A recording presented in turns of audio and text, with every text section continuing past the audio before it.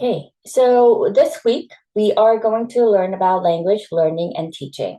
So I hope you guys were able to get the textbook, which looks like this. I don't know if you can see me here. It looks pretty much like this. Here in this textbook, we are going to cover the first chapter during the first week. Week two. From next week on, we are going to move to the next chapters. So if you have not been able to get the book yet, I think it's okay for the first week. You can review it later on. But for the upcoming weeks, I think it would be best for you to, I don't know why it just moved, but I think it would be best for you to get the book and be ready for the class. Okay, so I hope were able to read the anecdote and at least which is the first page of the textbook. I want you to discuss the following questions in pairs if possible. That first of all, in this anecdote, we have two stories, one from Carson, and we also have another story from Sonia.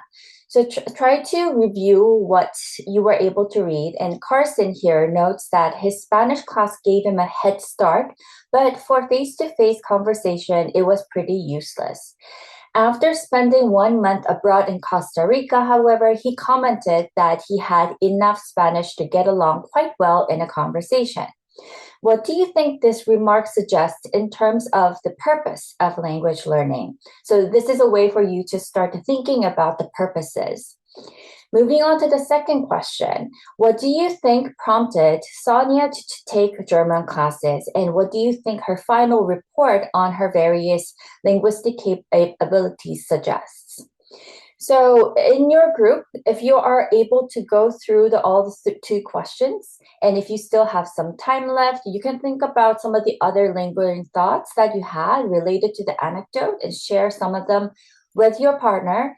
Or if you think that the first two questions were enough for the time's sake, then I think that's about the time that I will bring you guys back. Okay, so I am going to send you guys into small breakout rooms now.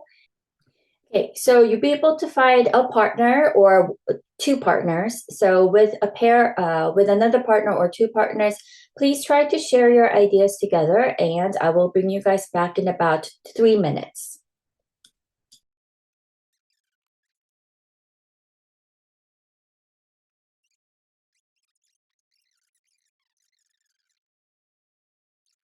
Okay, welcome back.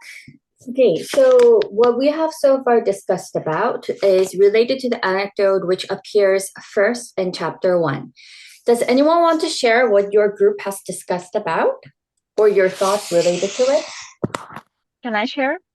Yes. So our group mainly we came to conclusions that the school system mostly focuses on um, teaching you the grammar and teaching skills that are passive skills rather than active skills, such as when you have to produce something like speech and writing. That was our main conclusion from both cases. Mm-hmm. So I think it's interesting how you were able to make connection to the current educational system of how it's much more focused on grammar teaching, for example, vocabulary acquisition. I have another question though.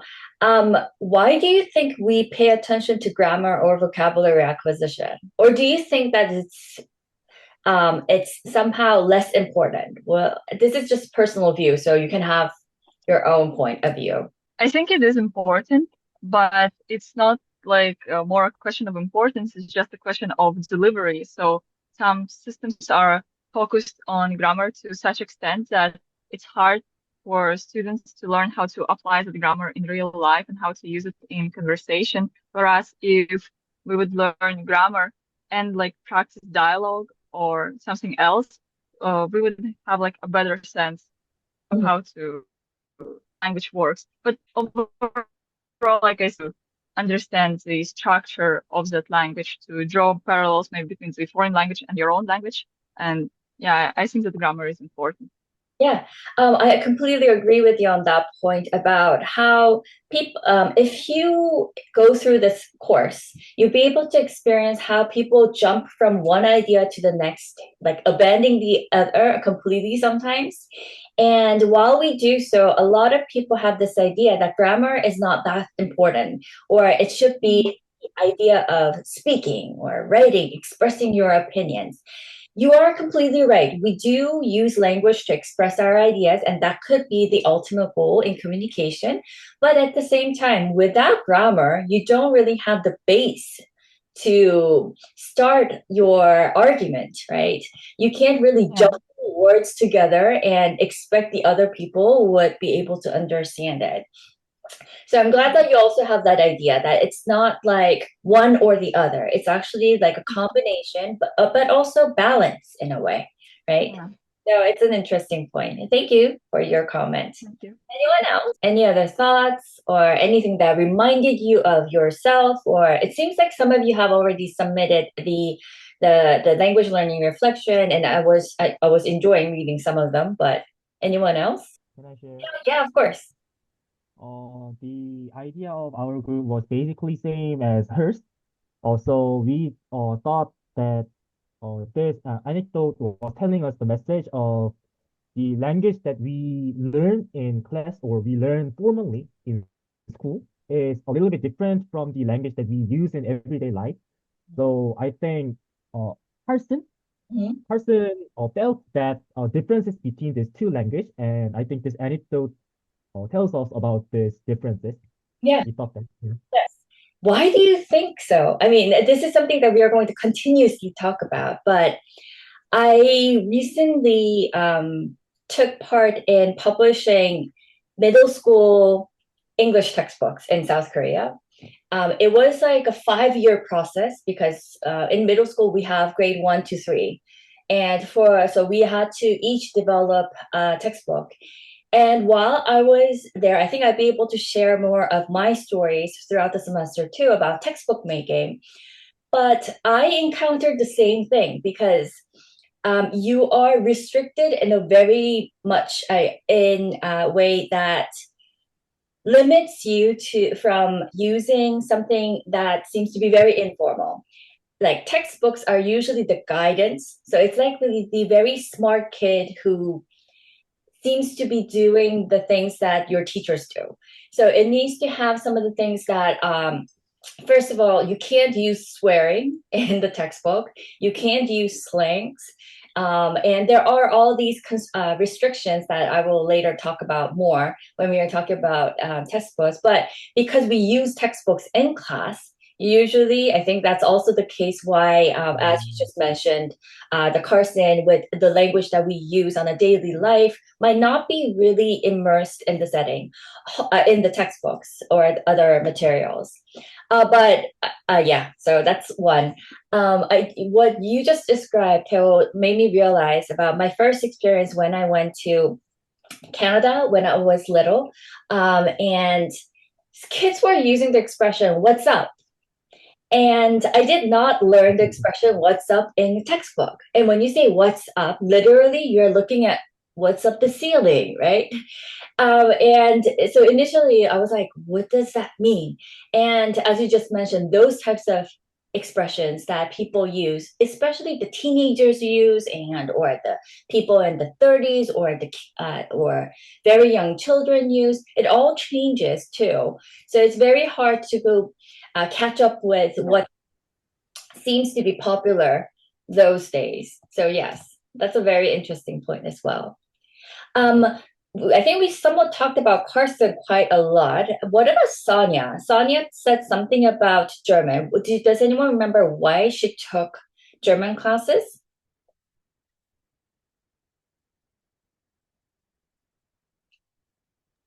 It is because of her parents, like external pressure from her parents. Yes, yes. So I think this kind of experience resonates well with kids who have parents coming from different cultures or use different languages, for example. But in this particular case, Sonia was somewhat felt the pressure of learning German because of her German parents, German-born parents. This is quite found a lot because we often think that language is very much connected to our own heritage.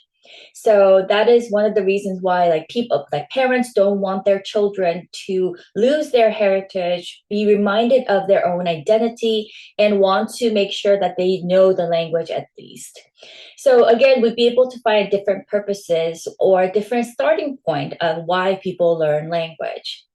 The last part where Sonia describes the different abilities that she has related to German, she describes herself being okay in the reading ability. She also says that she has fair listening abilities, poor speaking ability.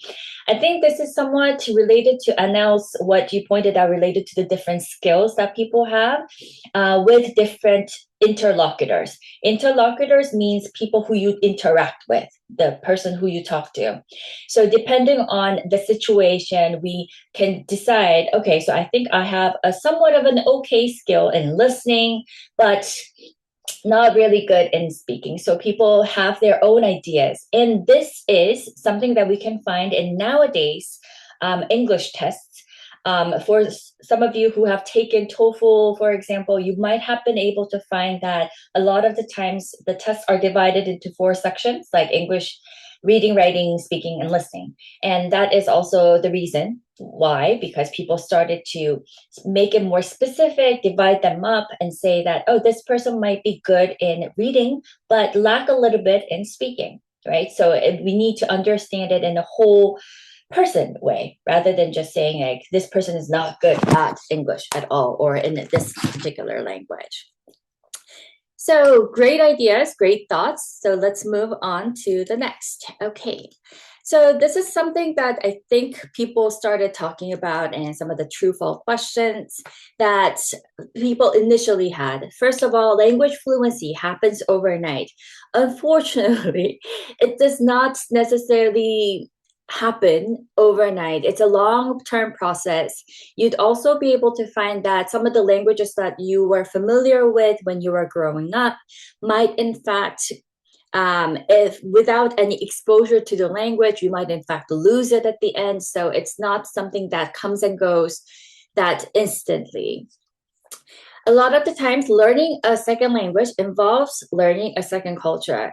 Some people say that it's not just the instrumental use of language, but it in fact lets you to learn more about the culture.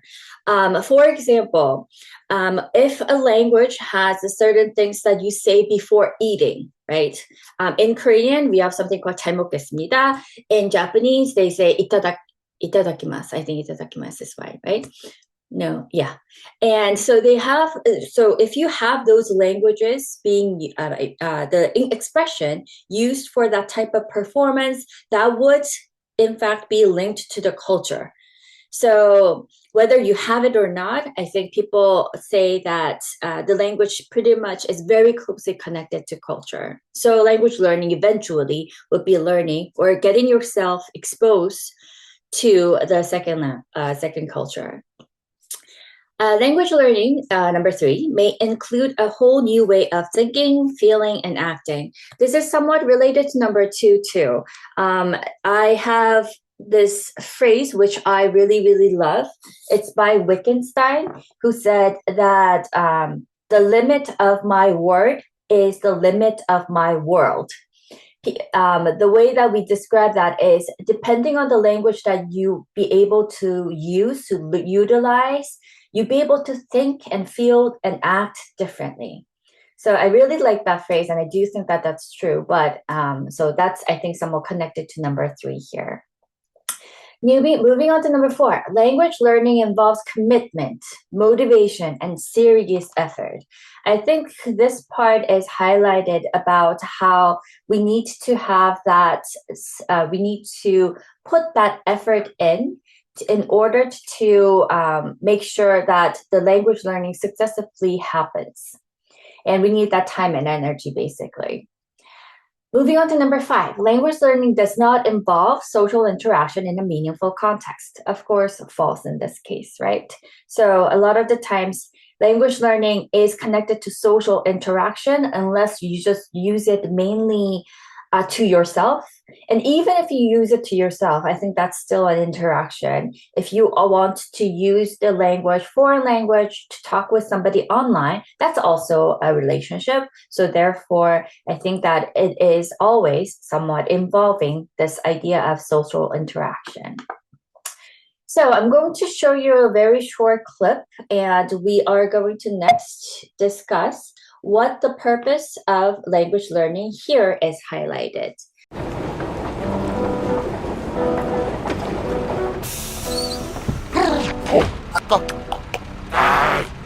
Sorry?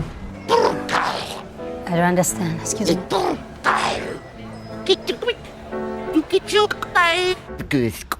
When you don't know the language, you feel like an outsider. I'm sorry? Would you like a towel? It can get pretty lonely, even when you're surrounded by people.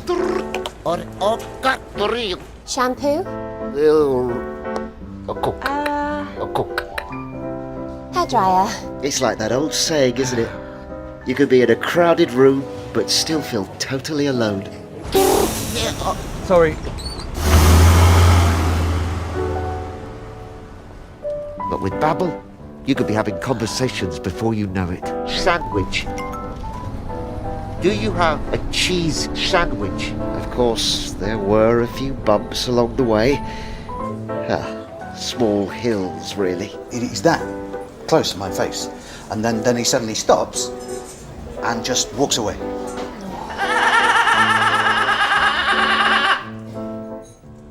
That was the last time I saw my father.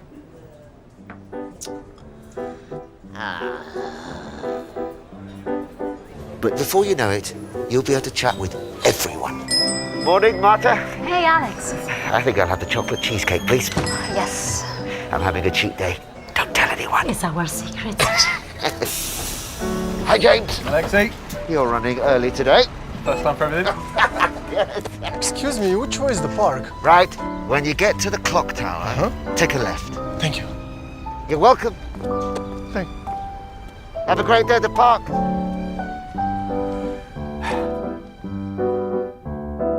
Okay, so when you just watched the video, what were some of the thoughts that you had? Any thoughts related to the purpose of language learning or some of the experiences that this, I think, an alien had? Anyone? You can just unmute yourself and just talk. Yeah, Sumo? So, yeah, I think it shows the importance of confidence in language. So, at first, the alien, I guess, didn't know about the language, so he didn't have confidence at speaking it to people. And at the same time, other people saw him literally as the alien because he couldn't speak their language. But after he actually learned the language through the application, yeah, people's reactions were different. His confidence level was different. So it's highlighting the fact of, I guess, learning a new language. Yes. So I think there was definitely a reason why this character was described as an alien, right? Because he kept on saying at the very beginning about how he felt totally alone, although it was a crowded room. So the alienness was highlighted from his description as well. And you're right that he tried at the very beginning, but sticked to his own language to start off with and tried to have conversations, but did not really work. Although the alien was kept saying that he wanted to have conversations with other people. He described the learning process to be having, I don't know if you guys remember, but during an interview, the alien says that there were bumps and hills, small hills. And this pretty much describes the struggles that people often have, the challenges that comes up during the language learning processes. He did say, like in this scene where he is in a bus and says something about cheese sandwich and saying about how the struggle came from like saying inappropriate things or inappropriate timing. And also he in the middle was laughing at something that was not really fun. So those moments did highlight about the inappropriateness, the learning process, in fact, right? We have to start getting the idea of, okay, so this is the right move to make or not. The joking, if you think about making jokes in another language, is very, very difficult too. I think it's very much closely not only connected to language itself, but also to the culture. So that might be another reason why. So great points, guys. I think in this one, this idea of alienness and is connected to the community that you want to belong to. So here, this alien wants to belong to and make relationships with other people in the community, but fails to do that at the very beginning. But through the learning process, towards the end, he's probably like giving ways to a foreigner, a tourist, for example, saying hi and sharing their experience, sharing one's day, for example, with the bus driver. So what this alien was not able to do in the previous moment was something that he could accomplish after learning the language. So this is another thing. I think it talks about the emotion that we feel in the struggle. And you talked about the confidence or the constant effort that this person paid to make sure that he was able to master the language. And in addition to that, I think there's that community that you want to belong to, which one that like claiming the membership of the community through the language. So these are all the points that we are going to touch upon throughout the semester. So I just thought that this was an interesting commercial that we can start talking about. Okay, so let's move on to the next one. In this textbooks, they talk about the importance of learner characteristics. The first chapter, try to think about the first chapter as almost like an overview of what you be able to learn throughout the semester, I guess, because we are going to go much deeper into learner characteristics later on in the following chapters. But when we talk about learner characteristics, long time ago, we did not specifically pay attention to the learners. We were focused in thinking about the best method in teaching a language. We thought that if there's a good best method, it would suit every learner, suit every language. But in fact, we were soon able to find out that that was not really possible. So people started to pay attention to who are these learners? Where do they come from? What kind of background do they have? Is my student like Carson, or is it like Sonia, who has some access to German from their home, for example? So we started to pay attention to the learner characteristics, including these elements like what are their native language, how much have they studied so far, what are their socioeconomic backgrounds, what life experiences do they have that might have impacted their learning, or what other intellectual capacities or abilities and strengths and weaknesses that these kids have. So, and most of all, personalities too. So these are some of the items that people started to pay more attention to when we are describing learner characteristics. And I believe that even in this classroom, you guys all might have different characteristics that when you started describing yourself, like your strengths and weaknesses, it would be very different from your own partner, like your own other peers. So considering that idea, moving on to linguistic factors. Linguistic factors pretty much describe the differences in languages. And I just brought like this very interesting looking diagram. This framework was first introduced in 1960s, when you guys were not born, by somebody called Robert Kaplan. He came up with this very interesting 5 frameworks describing the languages, different language and cultural traditions. This is called contrastive rhetoric. framework. But so I don't want you to memorize this, but I just want you guys to be aware of it, because when this was first out, it pretty much described the language. So if you look at English on the left-hand side, it's in a linear pattern, which suggests that this straight line suggests that the writing progresses somewhat very directly from the introduction to conclusion, going to the main point very straight. So it's describing that it has a topic sentence and moves on to, let's say, the main points fairly quickly. The Semitic ones, as you can see, that it's in a parallel pattern and it's in a somewhat of a zigzag form, and ideas somewhat developed through repetition and parallelism. The Oriental language, which Korean, Japanese, all these languages might be in, it's described to have a shape of a spiral movement, where it suggests that the ideas are approached to the main point very indirectly. So you go around the bush, and then at the end you go like, ta-da, this was my main point. So that was highlighted as the Oriental language.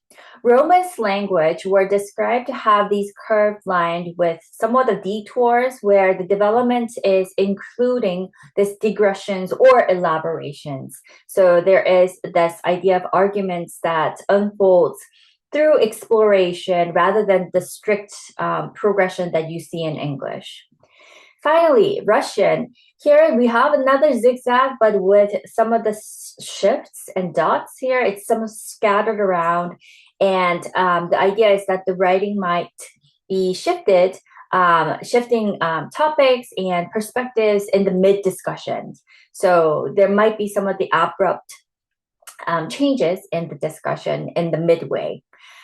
What do you guys think about this framework? Do you think this adequately describes the language that you speak or you have learned so far?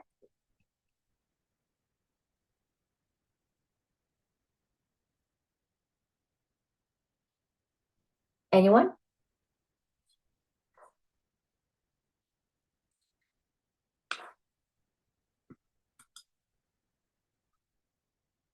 Initially, when I saw this, I was like, oh, that makes so much sense, because every time, like when you write something in English, a lot of the Asian kids, when they go abroad to the States, for example, and write their paper in English, a lot of the comments that they have received was like, the words are very wordy. It seems to be going around, not being direct.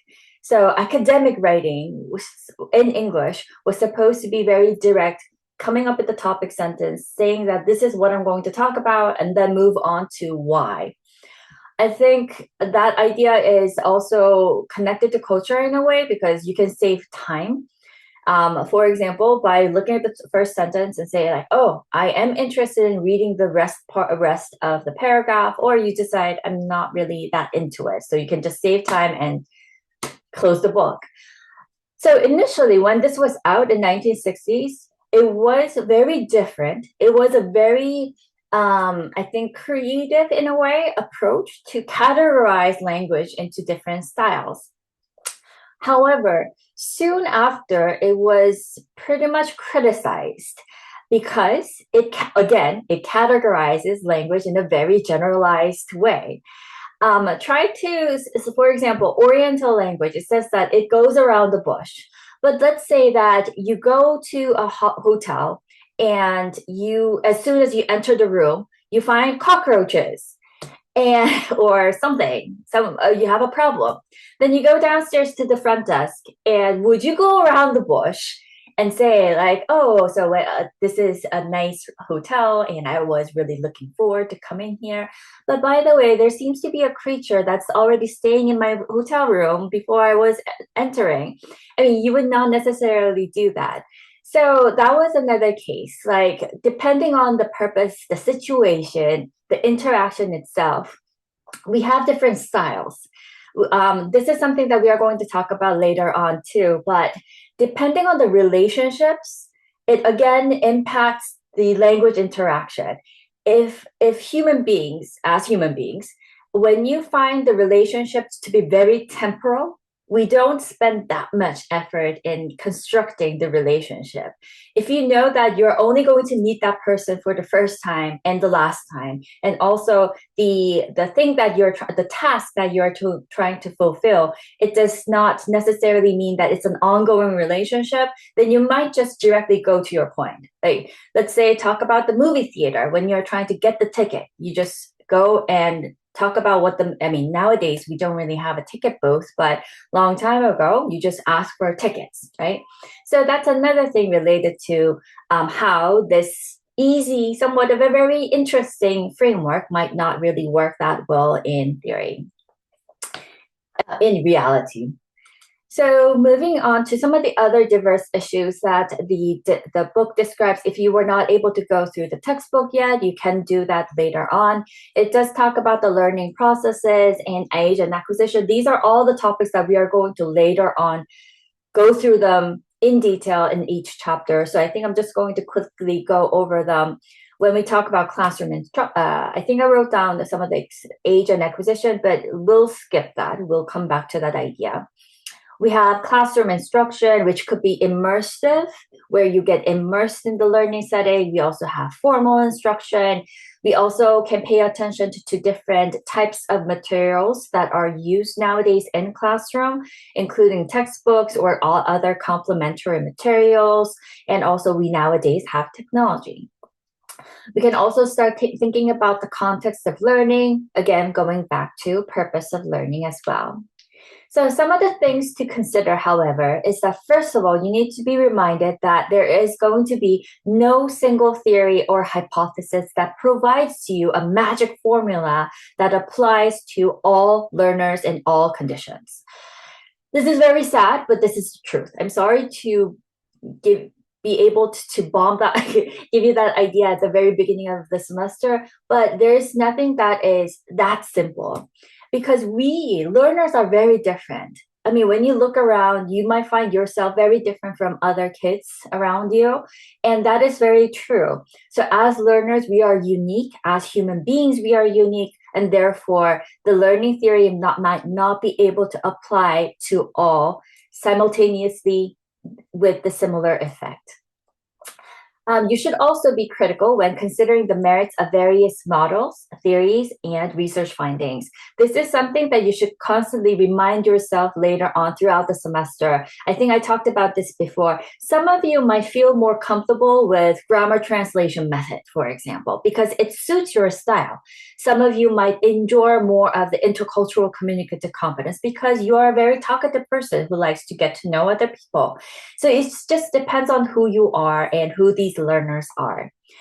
One more thing, don't accept every claim as truth. This is something that I have to constantly let my students know, that you be able to, the reason why I say that there are different methods, different menus, it does not necessarily mean that this is something that is true for all and true in the past and in the present. Things change. So just remember to make sure that you keep this in your mind. And let's move on to the next now. So before we even start talking about language learning, I think the more critical question has to do with language. So in order to talk about learning of a language, we have to first start thinking about what does language include. So in your tab or wherever you can, try to write 2 or 3 sentences describing what you think language is. If it helps, you can think about some of the keywords or ideas that come to mind when you think about language too. If it's too difficult to create your own definition of language, you can write some of the keywords that you think is somewhat important. Then afterwards, I'm going to send you guys again into small breakout rooms for about 3 minutes, and you can discuss the following. You can describe what you have written and what some of the similarities and differences that you notice amongst your group members and some of the key characteristics. So I will give you guys about like a minute so that you'll be able to quickly jot down your ideas of what language might be. And I will send you to the small breakout rooms in a minute.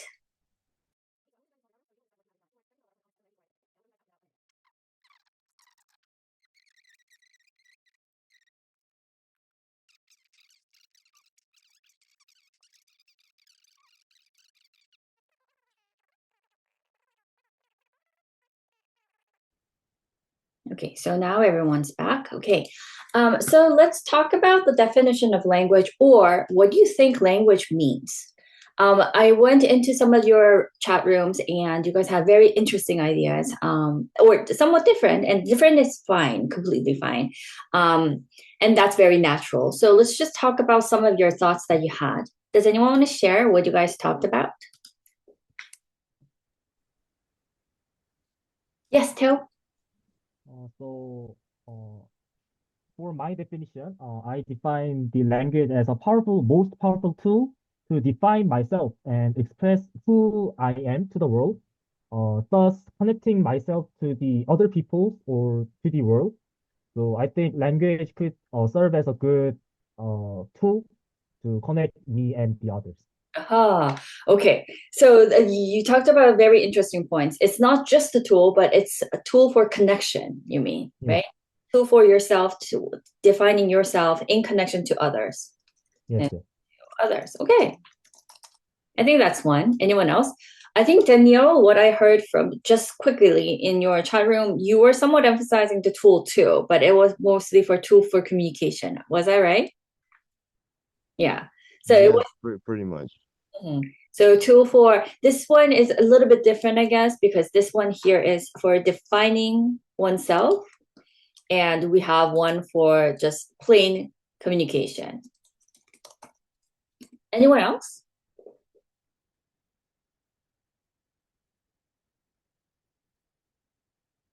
I think thinking processes can be processed by languages.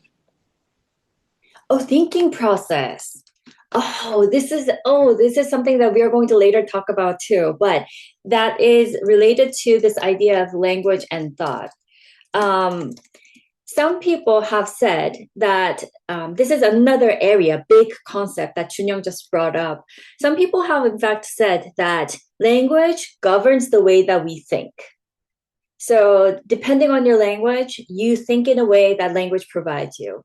Another viewpoint was that your thought drives your language. So it's the other way around. The third point is saying that it's mutual. So they pretty much impact one another. So that's a very interesting point, how you just pointed out that the relationship between language and thought was somewhat mentioned in the thinking process. Very interesting point.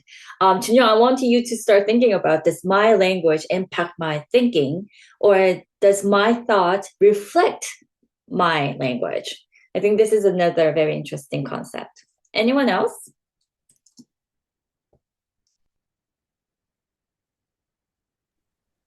Anna? Yeah, in our group, it was also mentioned that language is used to express one's emotions and feelings.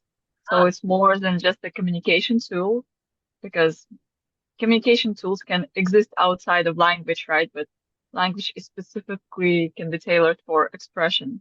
Yes, right? You can describe how you are angry at somebody or how you love the other person through language, right? And we use the language in a very strategic way that you don't necessarily say that I am mad at you, but you can tell that you're mad at the other person. Yeah. Right? And you say that, no, I'm fine. But the way that you say I'm fine might in fact say that I am not fine, right? So language does entail a lot of our emotions and feelings. Anyone else?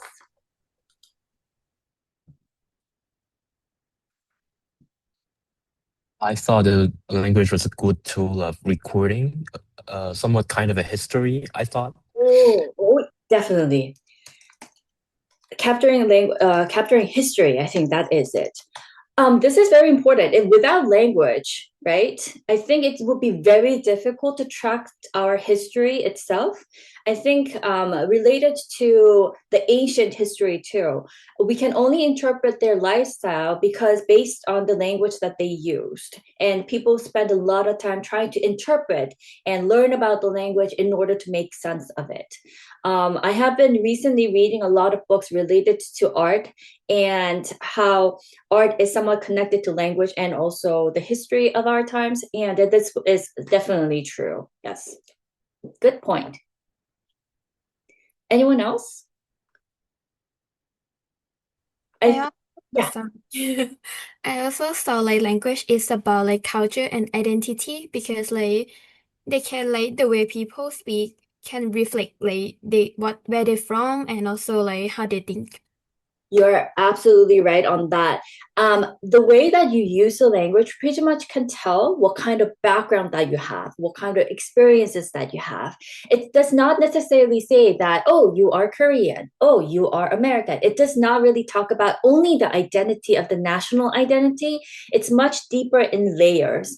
Let's say that some people, if you use Busan dialect, and if it's a male who uses Busan dialect, people might in fact say, oh, that person might have this type of personality. People might in fact make these connections to what they have learned, like what they know about the language or language, the variety to that person's identity. So that is in fact true.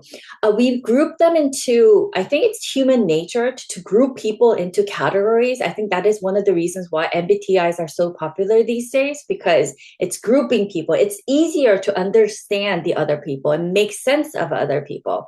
But in fact, when you think about the layers, people can group them by national identities. Koreans are like that. Japanese are like that, right? It's easier, right? However, once you go deeper into it, Koreans are all very different, right? People, depending on where they come from or what kind of background that they have or what kind of experiences, personal experiences, that could shape their identities in different ways. But we do use language to understand others. Yes, very good point. Yep. Anyone else? I think I saw in one of the chat rooms, Ul, I saw that you were talking about something very interesting related to, I think, expression of not only feelings and emotions, but also the abstract concepts. Am I right? Yes, thank you for bringing that out. Yeah, my personal definition of language was that language is a medium that materializes abstract, tangled thoughts in our head as a transferable form. So I focused it on its transferability. Yeah. Yeah, I thought that was very interesting because once you say, for example, I love you, right? We just have this idea that, oh, that person really loves me, but we don't really have that idea of, this is somewhat, that's one of the reasons why I put that next to feelings and emotion. Love becomes love once you say it in a way, right? And it's not really, I mean, it's something that is not tangible, as Wu just mentioned, but through language, we can make it understood, make it exist. So its existence, this idea of abstract concepts, exists because of the language that we say that it is. Also, I think connected to emotions, it brings me back to this idea of fear as well. Do you guys, I haven't, honestly speaking, I haven't read through the whole Harry Potter series, but I think that was at the very beginning related to Voldemort. Is that his name? Voldemort. I think that was his name. And the description was very interesting about saying that it's the name that should not be named or something, or that should not be spoken. So when we think about the language of how once we put a name on something, our fear somewhat disappears because it suddenly has that entity or existence in our life. Similar to ghosts, or I think UFOs, for example. UFO is another very interesting term that I think it is, that it has like unidentified flying object. So it's not even identified, but you just want to name it. I think we have this idea of naming things around us to make sure that it exists. It's not something that we experience because we are crazy, right? So I think that's also related to the use of language too.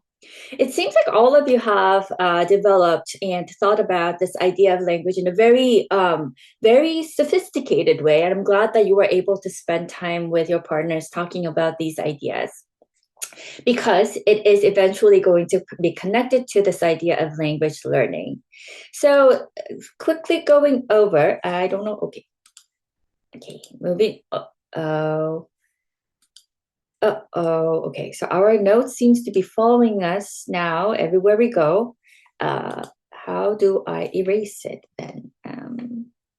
Oh, here. So based on what you guys have just talked about, language definition, still we can find some of the definition related to language that people attempted to use in different subfields of research. So you'll be able to find some of the connection here, and which is very interesting because the people who say that language is systematic wants to look at language as something that could be dissected, something that could be investigated, divide them up, and also use them to learn the language in a very systematic way. And if you look at the subfields of research who believes in this idea of language as systematic, is like phonetics, like different types of phonology, morphology, or syntax, like you have the structure, the trees. So it makes them be able to divide language to be some of a systematic program that they can divide them into. Moving on to the next part, related to the semiotics, which pretty much is connected to the meanings of language. They just look at language that uses arbitrary symbols. Arbitrariness is another key concept when it comes to the language definition. It is an arbitrary combination. A desk is a combination of D-E-S-K, not because of any other reason. It's just an arbitrary. People just decided that we are going to call something desk with a D-E-S-K. So it's an arbitrary symbols. The use of symbols that are primarily vocal but may also be visual is again connected to the phonetics and phonology, but also connected to nonverbal communication. Nonverbal communication is another interesting concept that we are going to later talk about, and I might throw you a question of, is nonverbal communication language? So something that you can start thinking about. Gesture, is gesture a language? Moving on to number 4, language uses symbols that have conventionalized meanings. Again, it is somewhat connected to semantics, social linguistics. Social linguistics is an area where people look at language to be used in the social setting, how it contains that social meaning. So it is a symbol that is conventionalized between people. It's not just one's individual created language, but it is a conventionalized meanings amongst people. Moving on to number 5, language is used for communication, something that you guys have talked about, and that is closely connected to pragmatics, how people use the language. Some people might say that you are in a classroom, and I might say, oh, it's cold in here. It might just be a fact that, oh, it is cold in here, or I might actually look at somebody in particular who is sitting next to the window and saying it's cold in here, making that pragmatic suggestion, why don't you close the door, right? Close the window. So that is connected to this idea of pragmatics and conversation analysis or discourse analysis. When it comes to speech community as a whole, that is again connected to social linguistics or bilingualism, all these different subfields. When we look at language as essentially human, but not limited to humans, we talk about the genetics and innateness, some of the neurolinguistics who look at the brain and the language. That's where this type of view that they have. Finally, people might say that there are definitely universal characteristics, and universal grammar is something that we are going to later touch upon as well, that people say that there's these universal grammar characteristics that exist amongst different languages. So overall, I think this idea is that what we need to be somewhat careful about going through this idea of 8 different definitions is that understanding that this idea does not really mask our the complexity of linguistic research that are underlying each of these concepts. So I'm not trying to say that one is better than the other. We are just trying to understand, coming up with the complexities involved in language or culture even might suggest that there are these different approaches, these different beliefs connected to the definition of language. Okay, so I think we are going to stop here, and that's it. Have a nice day, everyone, and I will see you guys later. Bye. Thank you. Bye.